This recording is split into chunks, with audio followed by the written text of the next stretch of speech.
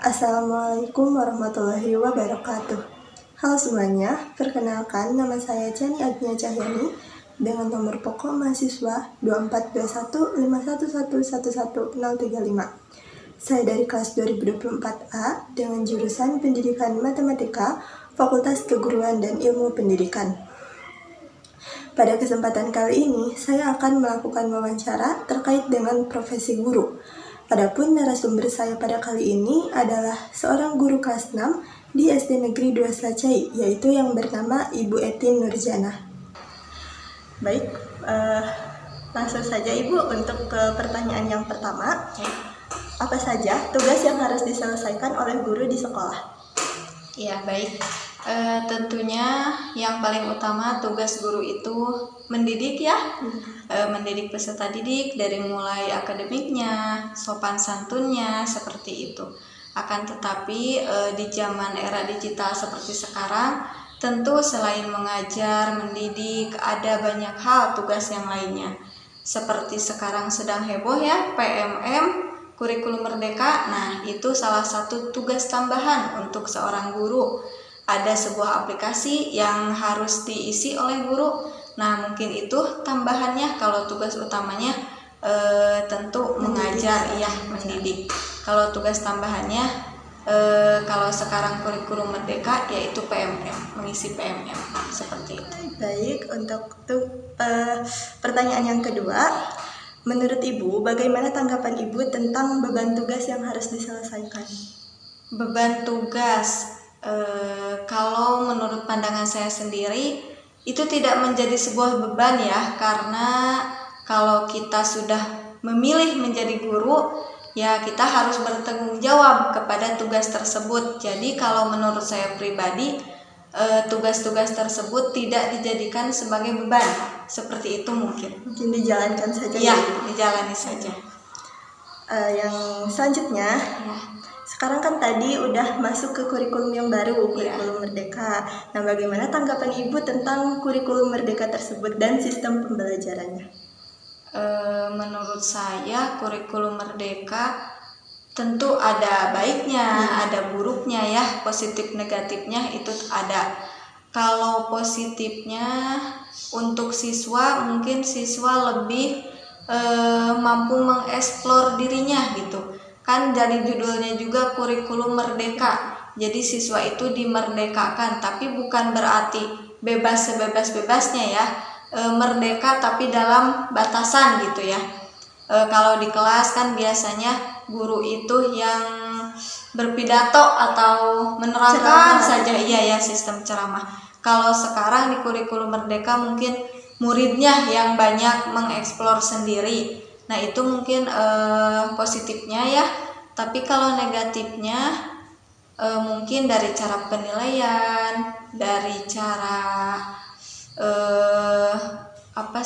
digitalnya gitu kan. Sekarang kurikulum merdeka kebanyakan itu menggunakan komputer, HP, dari online. Nah, semua siswa itu tidak sama rata mempunyai gadget gitu. Mungkin seperti itu. Terus kalau untuk gurunya sendiri, seperti yang tadi saya sudah bilang, itu dari segi PMM. Nah, itu guru sudah sibuk mengajar, tapi harus juga dituntut untuk mengisi sebuah aplikasi yang harus ini, harus itu. Nah, mungkin itu salah satu negatifnya. Tapi kalau menurut saya bagus-bagus saja sih. Jadi setiap kurikulum juga pasti ada negatif dan positifnya gitu. Berarti kalau menurut Ibu dibandingkan dengan kurikulum-kurikulum sebelumnya gitu, lebih efektif yang mana? Karena saya baru memegang dua kurikulum ya, kurikulum 2013 sama kurikulum merdeka, saya lebih enjoy yang sekarang kurikulum merdeka, dikarenakan saya bebas mencari sumber-sumber dari internet, jadi tidak harus terpaku ke dalam buku gitu kalau kurikulum merdeka. Tadi juga kan Ibu menyinggung terkait sistem penilaian ya Bu? Iya. Nah, emang bagaimana sih sistem penilaian pada saat ini? Sistem penilaian di kurikulum merdeka itu sangat berbeda dengan kurikulum 2013. Kalau kurikulum 2013 itu ada yang namanya KKM, batas pencapaian minimal ya. Jadi si anak itu harus mencapai misalnya matematika 75. Nah, kalau di kurikulum Merdeka si anak itu seadanya saja. Jadi tidak dibatasi oleh KKM.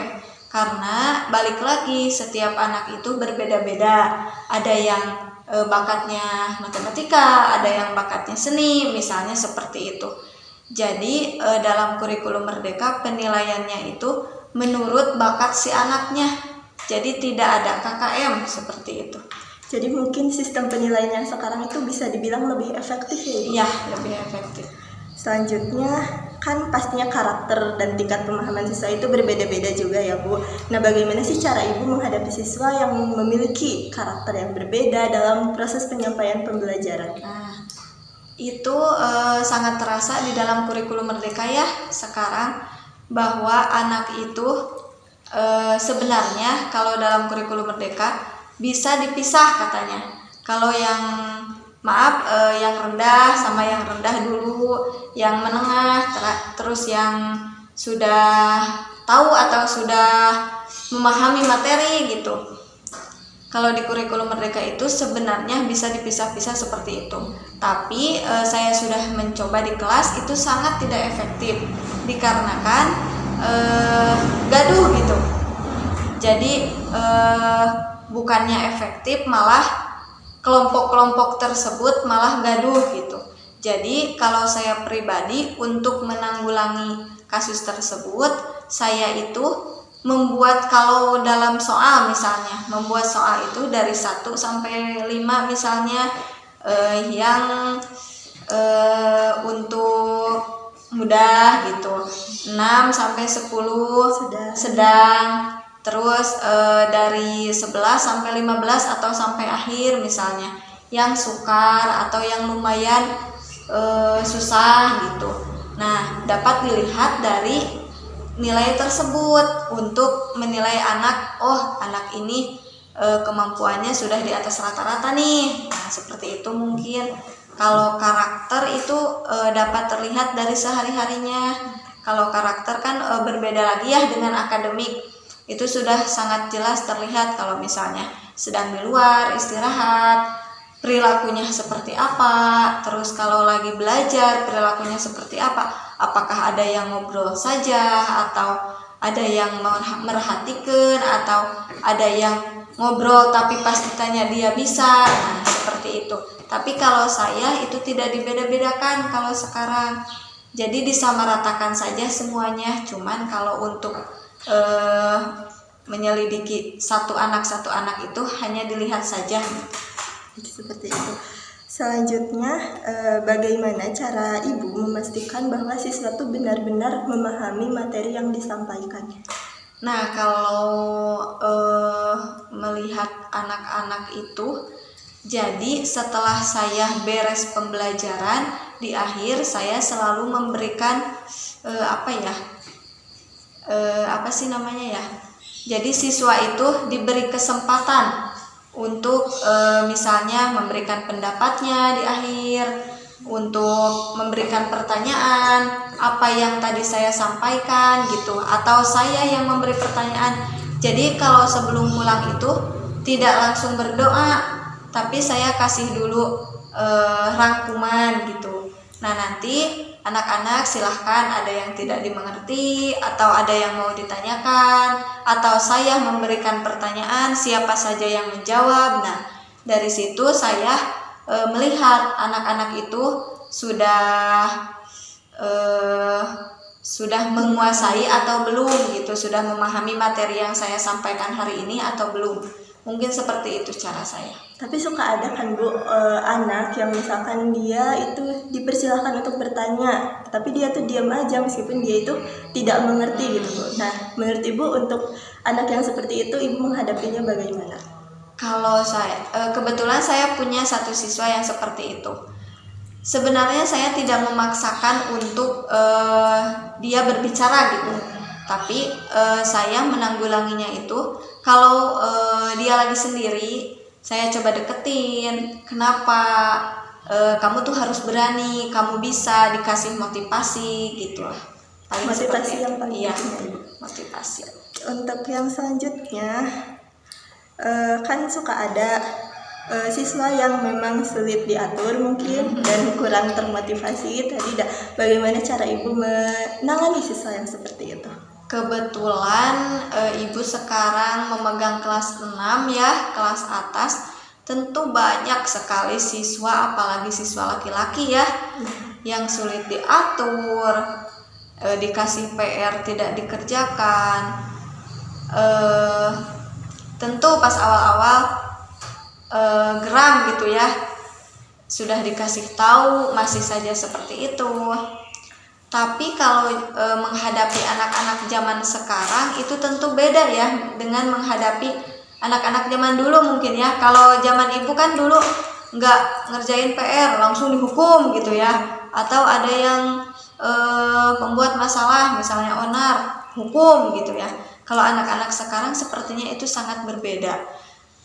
Tidak ada hukuman untuk anak-anak yang melanggar aturan, akan tetapi dirangkul, dikasih tahu pelan-pelan, diajak bicara, dikasih motivasi, ditanya mengapa kamu seperti ini, mungkin seperti itu. Karena anak-anak zaman sekarang itu mentalnya itu sangat lemah gitu.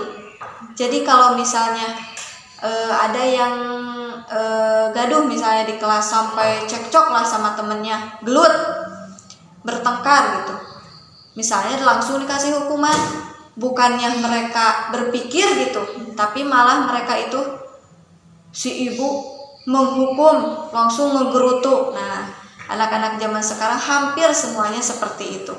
Jadi saya sebagai guru mungkin untuk menanggulanginya hanya dipanggil misalnya ke kantor, diajak bicara baik-baik, dikasih motivasi, dikasih pemahaman.